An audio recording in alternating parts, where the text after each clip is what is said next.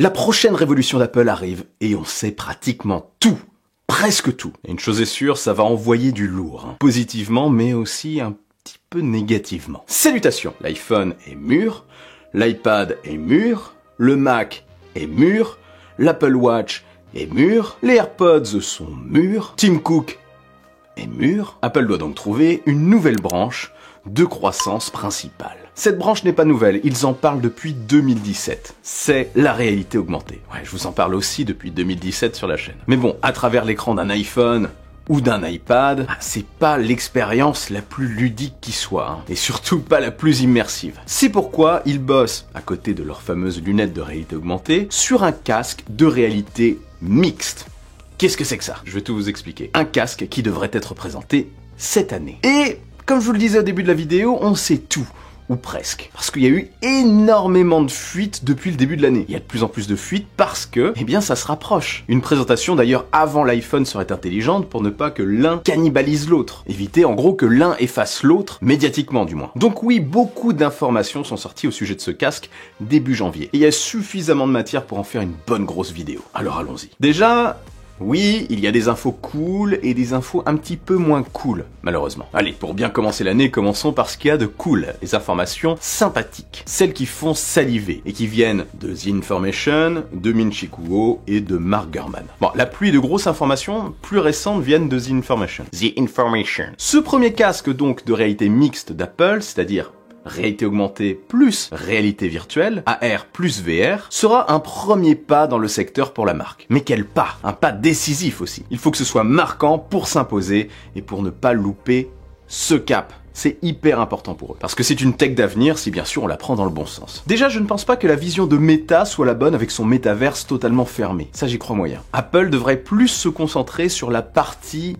AR, la partie réalité augmentée, c'est-à-dire plus mettre l'accent sur le fait de mettre du virtuel dans notre environnement réel, un petit peu des hologrammes mais à travers des écrans. La VR d'ailleurs ne devrait être qu'une option du casque. La VR c'est vraiment le fait de se mettre intégralement dans un environnement virtuel clos. À l'inverse de Facebook, en fait, le but d'Apple, ça serait de ne pas nous isoler du monde réel. Un monde réel qu'on aura la possibilité de voir une majorité du temps lorsqu'on utilisera le casque apparemment. Je préfère mais largement cette approche parce que bon, bonjour les interactions sociales lorsqu'on s'enferme. Enfin, des interactions sociales virtuelles, oui, mais le réel, c'est quand même sympathique aussi, non? Cette idée serait tellement ancrée dans la stratégie d'Apple qu'une petite molette, une couronne digitale à la manière de ce qu'on retrouve sur l'Apple Watch et sur AirPods Max permettrait de switcher du mode VR au mode AR. C'est-à-dire qu'en gros, en mode VR, on pourrait repasser les caméras extérieures, j'en reparle juste après, en on, pour voir notre environnement réel et interagir avec les personnes autour de nous, les personnes ou les objets. Et ce, instantanément. Mais ce n'est pas tout, parce que le casque disposerait aussi d'un écran extérieur, un écran basse consommation, un petit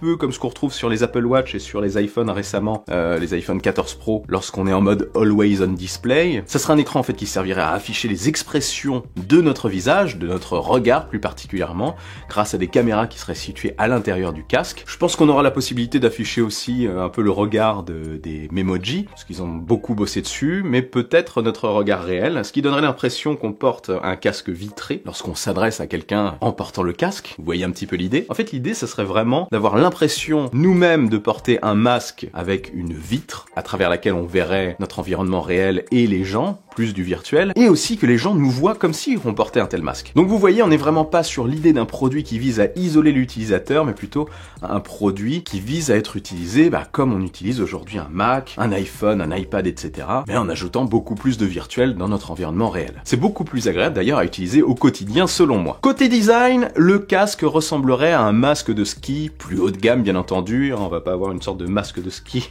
en plastique avec les verres teintés réfléchissants bizarres. Non, on aura quelque chose apparemment de plus design, on est chez Apple. Le casque serait composé d'aluminium, de verre, mais aussi de carbone, pour le rendre le plus léger possible, tout simplement. Et vous allez voir, ils ont fait un gros effort sur la légèreté. Parce que toujours dans ce but d'offrir une expérience agréable avec un casque léger sur la tête et non pas un pavé comme ce qu'on a actuellement sur le marché, pour une utilisation prolongée sympathique, Apple aurait opté pour un choix particulier au premier regard. Mais simplement au premier regard, parce que quand on y réfléchit, quand on y songe plus en détail, c'est quelque chose qui est bien pensé, je trouve. Qu'est-ce que c'est ce truc? Eh bien, c'est simplement que la batterie du produit ne se situerait pas dans le casque, ni à l'arrière sur la sangle, comme ce qu'on peut voir sur les casques actuels, mais à la ceinture. Alors là, on se dit, qu'est-ce que c'est que cette histoire? C'est vraiment bizarre.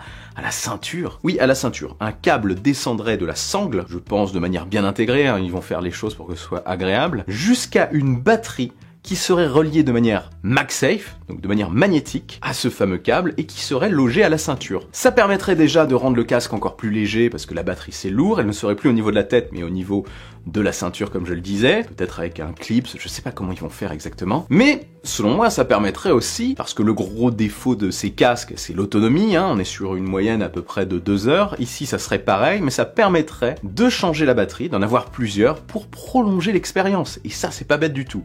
Ça signifierait aussi qu'il y a peut-être une petite batterie, pour pas couper le casque lorsqu'on enlève la batterie, une petite batterie à l'intérieur du casque, mais très légère, qui servirait juste pour faire la transition, ou lorsqu'on débranche la batterie quand on se prend le câble quelque part. Ça aussi c'est bien, le fait que ce soit MagSafe, ça évite de tout arracher quoi. Donc ça permettrait de profiter d'une expérience prolongée en changeant de batterie. Est-ce qu'Apple va proposer ça, enfin va permettre aux fabricants tiers de fabriquer des batteries tierces? C'est une forte probabilité, c'est déjà le cas sur les iPhones. Les batteries MagSafe peuvent être d'origine diverses. Là, ça serait pas mal parce qu'il y aurait peut-être d'autres fabricants qui seraient capables de faire des choses plus confortables ou des batteries plus autonomes. Donc, je trouve l'idée très bonne. Même si à première vue, bon, un câble, c'est pas ouf, mais si ça permet d'avoir une expérience ludique et un produit ultra léger sur le crâne, pourquoi pas? Si ça évite d'avoir une triple sangle et quelque chose de bien lourd, moi je prends. Donc, on aurait la possibilité de prendre la batterie MagSafe, d'en choper une autre, on clipse, on remet à la ceinture et c'est reparti pour 2 heures. Donc avant de juger, attendons de voir comment c'est intégré par Apple, comment c'est vendu par Apple, parce qu'ils sont forts aussi d'un point de vue marketing. Et comme je vous l'ai dit, j'espère que ça sera ouvert aux fabricants tiers, pour qu'ils puissent proposer d'autres solutions. Peut-être même le fait de le remettre sur le casque, enfin, je sais pas. Côté puissance maintenant, le casque serait propulsé, comme je vous le disais dans des précédentes vidéos, mais ça se confirme par 2 processeurs. Le premier, ça serait une variante du M2, ce serait un quasi M2, qui servirait à gérer le logiciel et la puissance du produit, quoi, de manière globale. Le software, l'OS, la navigation, les apps, etc. Et on aurait aussi un processeur ISP pour gérer simplement la batterie de capteurs, les moteurs, etc. du casque. J'en reparle juste après, hein, ne vous inquiétez pas, parce qu'il y aura de quoi faire côté gestion. C'est pour pas que le M2, que la puissance du M2 soit cannibalisée par tout ça. Ils ont intégré un autre processeur pour gérer tout ça. Les deux seraient gravés en 5 nanomètres, vous voyez, on a beaucoup d'informations, et le second, l'ISP, servirait aussi à s'occuper notamment de reformer l'image qui serait prise par une multitude de caméras extérieures. Comme ça serait pas une image intégrale, le processeur rassemblerait les différents flux vidéo pour proposer quelque chose de limpide pour nos yeux. En fait, le but, comme je le disais tout à l'heure aussi, ça serait vraiment d'avoir l'impression de ne pas porter de casque sur la tête, d'avoir l'impression d'être face à une vitre en verre. En fait, l'effet recherché serait vraiment d'avoir le sentiment de voir à travers le casque, clairement. Ce casque posséderait aussi une puce H2 qui est également disponible, enfin qui est également dans les AirPods Pro de 2e génération, mais seulement dans les AirPods Pro de 2e génération. Le but serait, tout simplement, de réduire la latence au maximum entre l'image et le son pour une immersion parfaite. Les petits cachotiers, hein, ils ont déjà commencé à intégrer ce qu'il faut dans des AirPods Pro pour que ça marche bien avec le casque. Vous pouvez être sûr que cette puce arrivera sur tous les prochains AirPods pour que ça soit compatible, bien évidemment. Il n'y a pas de prise jack au passage sur le casque, apparemment. Du coup, si vous voulez utiliser des écouteurs, il faudra obligatoirement des AirPods pour que ça marche bien, apparemment. Ah oui, bien fermé tout ça, hein. On est habitué avec Apple. La sangle du casque maintenant. Elle serait confortable, je l'espère, mais réalisée avec les matériaux, qu'on retrouve sur les bracelets d'Apple Watch. Je sais plus comment ça s'appelle, une sorte de simili-caoutchouc. Il y aurait des haut-parleurs dessus directement, donc on pourrait se passer d'écouteurs, mais bon, pour l'intimité, c'est pas top. C'est toujours mieux d'utiliser des écouteurs, je trouve, mais en gros, ça sera possible aussi de l'utiliser sans. Il fonctionnera seul, heureusement. Il existerait aussi une autre version du casque, mais qui serait pas pour le grand public, qui serait destinée aux développeurs, avec cette fois-ci une fiche à brancher sur un Mac pour la programmation, etc. Pour la création d'apps, entre autres. Donc ça pour les développeurs uniquement. Côté vision maintenant, parce que c'est super important pour ce type de casque, il prendrait en charge les verres correctifs. On pourrait en effet ajouter de manière magnétique des verres correctifs sur le casque directement. Pas besoin de porter des lunettes. C'est le casque qui portera directement les verres correctifs. Après, ça a un coût, tout ça, bien entendu. Sinon, pour le réglage des 2 écrans qui se situeraient au niveau des yeux, hein, devant les yeux pour afficher ce qui est affiché, ça serait automatique. Un moteur intégré gérerait automatiquement l'écart entre les yeux, grâce à des capteurs, etc., en fonction de notre morphologie pour que ce soit parfait. En plus, là où le MetaQuest 2 propose un champ de vision de 90 degrés et le Quest Pro un champ de vision de 106 degrés, pardon, l'Apple Reality Pro, oui c'est son nom, j'ai oublié de le dire tout à l'heure, oui il s'appellerait Apple Reality Pro, ou Reality Pro tout court, proposerait lui un champ de vision de 120 degrés.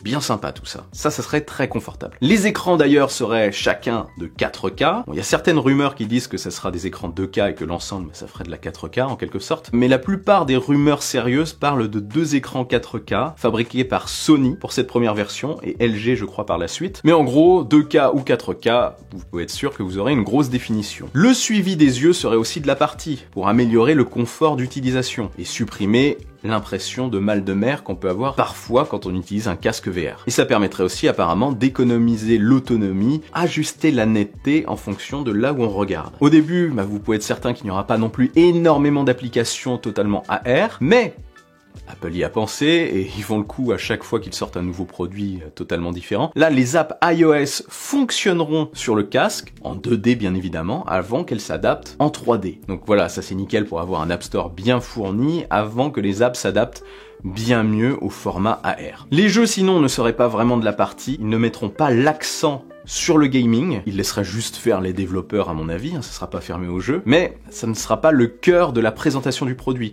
Ils ne voudraient pas en fait répéter l'erreur de Meta, pour qui le MetaQuest 2 est vu comme un outil principalement de gaming. Ils veulent donner l'image d'un produit global, d'un remplaçant de l'ordinateur, ou d'une alternative à l'ordinateur comme vous voulez. C'est totalement volontaire. Mais ce n'est pas tout, et c'est sans fin, il y a 1 milliard d'informations. On sait tout, je vous l'ai dit. En plus de multiples caméras à l'extérieur, comme à l'intérieur, une douzaine, rien que ça, il y aurait 2 scanners lidar qui permettraient de scanner notre environnement physique pour dresser une carte de chez nous. Ça c'est déjà possible avec l'iPhone, il y a déjà eu quelques petites démonstrations, pour intégrer du virtuel dessus tout simplement, en le prenant en compte. Petit exemple concret, apparemment on pourrait utiliser Maps, par exemple sur le Mac, tout ça avec le casque sur la tête, et prendre la carte pour la déplacer sur une table et l'afficher en 3D. De la bonne science-fiction tout ça, une sorte d'hologramme qu'on pourrait mettre sur la table et déplacer, agrandir, je pense, avec les mains. En fait, l'hologramme arrive clairement à travers les casques. L'autre usage de ces caméras et scanners lidar, ça serait de scanner notre corps, et notamment nos jambes. On se rappelle de Facebook qui a fait une sorte de fail en proposant, en expliquant que dans la VR, il y aurait les jambes.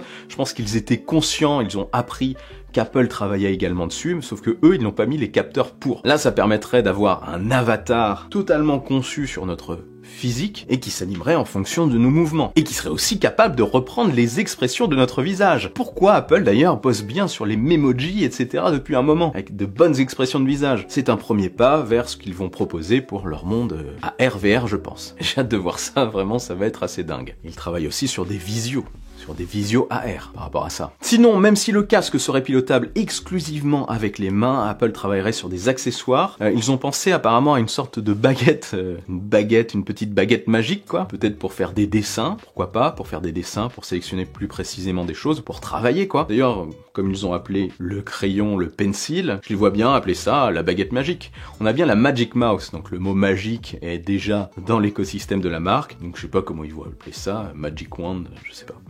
Expelliarmus. Et pour les accessoires, je pense qu'ils ouvriront aussi ça aux constructeurs tiers, aux fabricants tiers, qui pourront concevoir notamment des manettes pour le gaming. Ça, ils ne s'en chargeront pas. Ils ne veulent pas donner l'image d'un produit de gaming, je le rappelle. Pour moi en tout cas. Surtout que c'est pas très design, une manette de gaming. Enfin, ça ne répond pas à leurs critères de design. Donc ils vont laisser faire les autres, je pense. Voilà en gros ce qu'on sait à l'heure actuelle. J'ai fait un petit tri aussi. Est-ce que ça vous hype? Attendez la suite, parce qu'on sait d'autres choses qui vont peut-être moins vous hyper. Ouais, je suis cruel là. On commence en beauté, on finit en apocalypse. Donc oui, parlons maintenant de ce qui fâche. Selon Ming Chi Kuo, qui est souvent super bien informé, et aussi selon Mark Gurman, qui est souvent super bien informé, et qui présageait tous les deux une sortie en janvier, enfin une présentation en janvier, pardon, la sortie c'est pour plus tard, le produit rencontrerait des petits soucis, mais des petits soucis vraiment à gérer pour que ce soit parfait, côté produit en lui-même et aussi côté logiciel. Où il aurait rencontré ça, mais ça serait réglé. Ça aurait nécessité des ajustements quant à la production et du coup repousser progressivement encore un petit peu plus la présentation. Comme ils ne souhaitent pas se louper, ils veulent vraiment que ce soit parfait. parfait, je les comprends. Donc selon eux, la sortie serait toujours prévue pour 2023, et la présentation ne serait plus en janvier. En même temps, ça commence à faire court maintenant, je pense. On aurait eu un petit peu plus d'informations à ce sujet. Mais toujours prévu pour avant la WWDC 2023, ou au pire, lors de la WWDC 2023, s'ils ont besoin de repousser encore un tout petit peu plus. Mais je pense qu'après, c'est trop tard.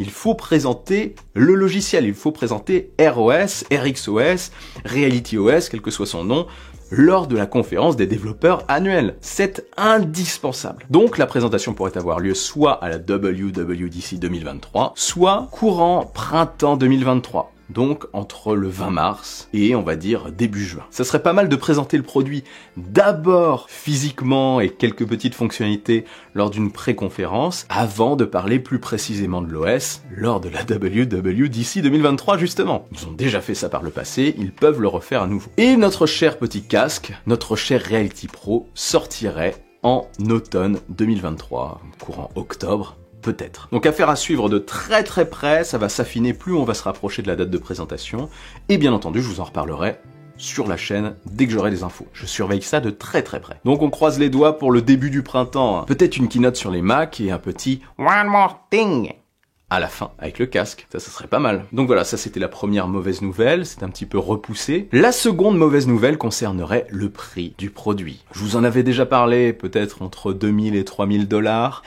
Bon, après la description que je viens de vous faire du produit, on peut constater qu'il y a quand même, on va dire, toutes les dernières technologies puissantes en date dans ce casque. Il n'y a pas vraiment d'équivalent sur le marché aujourd'hui. Vous vous doutez que ça va être un modèle qui va coûter un énorme bras musclé. Il y aura dans le futur des variantes moins chères, c'est certain, c'est toujours la strate d'Apple, ils sortent un produit pro bien violent pour en mettre plein la vue, et après ils sortent des variantes R, par exemple. On peut imaginer un Apple Reality R qui pourrait arriver d'ici l'année prochaine, ou peut-être l'année d'après, plus attractif, plus intéressant d'un point de vue tarifaire, une différence à l'image de ce qu'on peut voir entre les MacBook Pro haut de gamme et le MacBook Air, du simple au double. Mais en attendant, le prix a été lâché, on serait beaucoup plus proche des 3000 $ que des 2000. Voilà. 3000 $.